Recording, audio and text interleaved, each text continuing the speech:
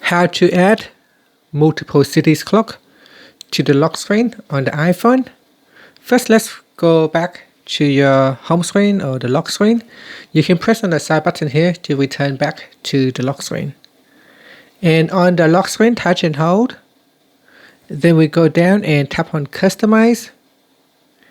Next, in here, you want to tap on the bottom widget panel.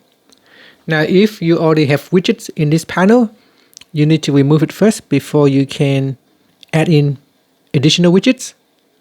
So here I will remove some of the widgets here.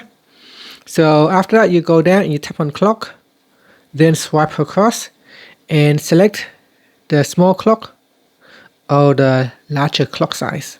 So here I will select the small clock so that I can put 4 in this panel. After that, you can tap on the widget to change the city. So scroll down the list here and you can key in the city.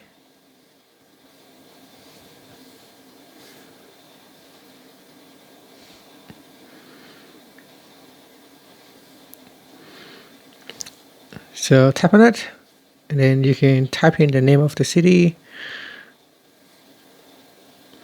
Okay, and then after that, tap on the close button. Then tap on the close button here and then tap on done.